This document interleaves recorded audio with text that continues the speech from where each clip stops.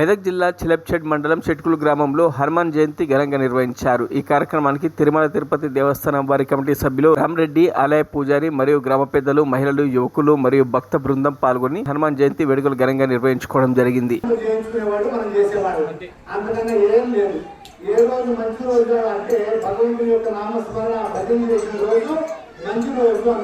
మానవుల యొక్క జీవిత కర్తవ్యం ఏమిటి అంటే పురాణాల్లో, వేదాల్లో, ఉపనిషత్తుల్లో చెప్పింది ఏముంది అంటే కొంతమంది బాగా ధనం సంపాదించుకోవడం వాళ్ళకి ఇదే ఉంటుంది, కొంతమందికి అధికారం సంపాదించుకోవడం అని ఉంటుంది, కొంతమంది